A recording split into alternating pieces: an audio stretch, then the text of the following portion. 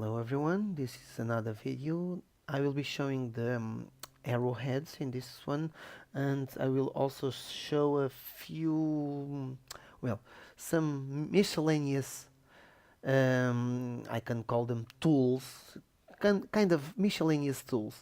I will create another video just for the extras. So, but for now, I'm going to create um, a straight line, kind of a straight line, something like this. And I want to create evenly spaced control points. I just have two control points, so I will use an extra, and I have this one that adds points, and it will add a point in between all of the selected points, or if I don't have any selected points, in between all of the points of a curve. So just this curve, it actually is a straight line. It just has 2 points, so it will create another one in the middle. And now I'm going to add more points by selecting add points. So more points here, and now I want some more. Here they are.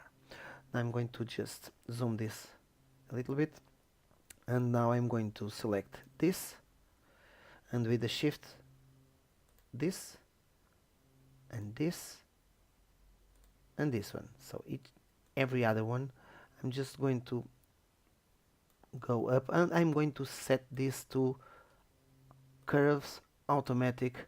Great, this is just what I want. Instead of having this, I want this one to be horizontal. I should be able to use the shift key to constrain this to horizontal, but it's not working. I don't know if it has something to do with parallels that I'm using. So it will be by eye. Oh, sorry, it's quite... yeah. So I'm going to increase the thickness of the stroke. 6, okay. And now I want arrowheads. So in this stroke I want a dot here, and I want something like, let's see, something like this. Okay. Of course, if I adjust the curvature of the curve, the orientation, the arrowhead will align, and if I adjust the size, the arrowheads or arrow hands will adjust themselves also. Let's go back to 6, and I can also create this. This is really great because we get a mini freehand inside the window, and we can create something like, let's see, something like this. Oh, sorry, I have to use this tool. So it will be something like, I'm going to create a really strange arrowhead.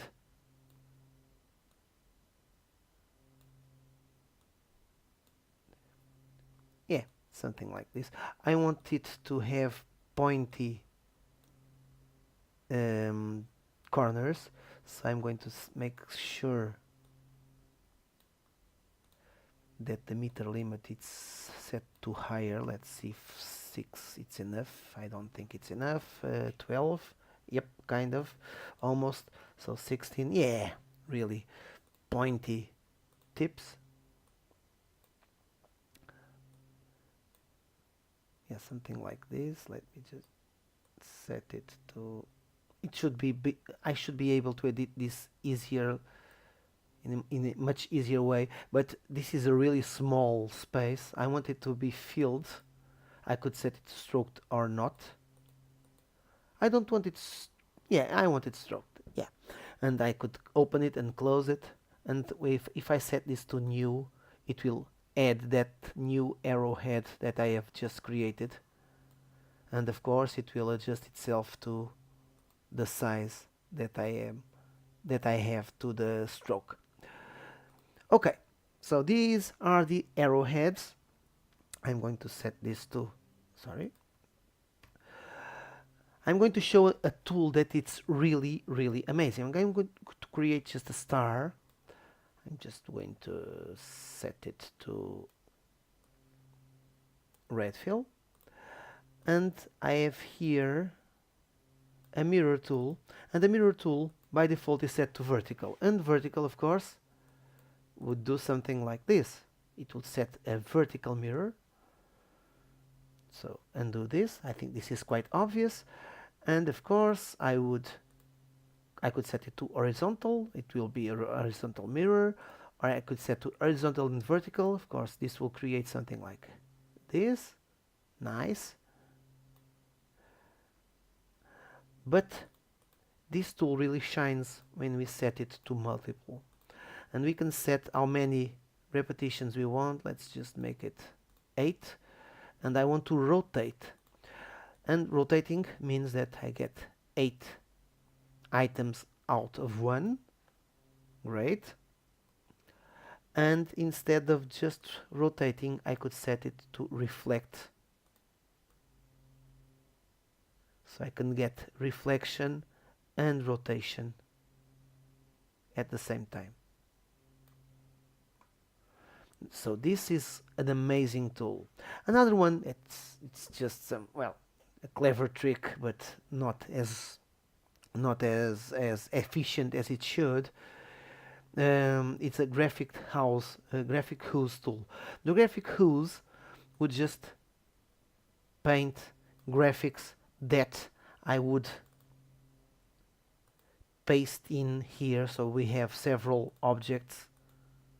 Of course we should have a library. We could create several libraries of objects. This was great for creating grass or trees or leaves, and we could have several options.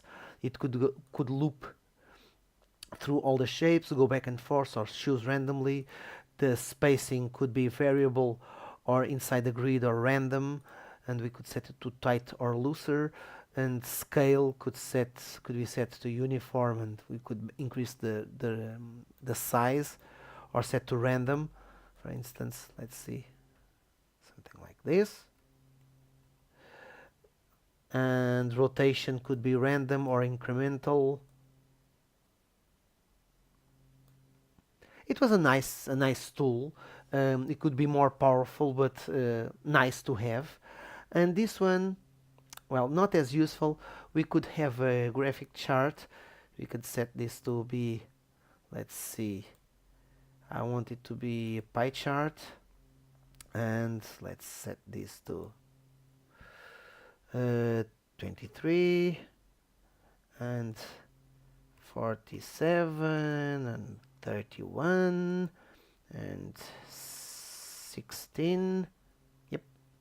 And then we could apply. Yeah, nice. We could also set some legends in chart, apply. Of course we would have to set the legends here.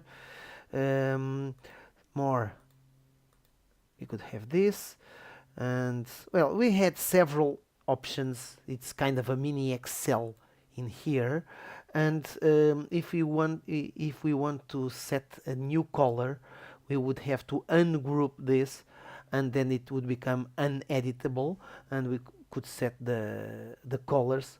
But as it is now, it's fully editable, so I can say okay. But now I said okay, it's just a group of shapes, so I can't do anything more with this. So I could just ungroup it, or get the contents, and then apply colors to something like this and this and whatever. Nice, but not as useful or not as powerful as creating this is in a dedicated application. So for now I will be finishing this video. I will create another one just to show the extras. We just saw one to add points in this video. I will create a new video showing several extras that Cinema for not Cinema for Freehand 11 had, and I hope we can get that in Affinity when we get the chance to have scripting and being able to create scripts and plugins or even extra tools or something like that. But just by having extras, being able to create some new additional commands, it would be really, really great. So I will be finishing this for now. Bye bye, until next time.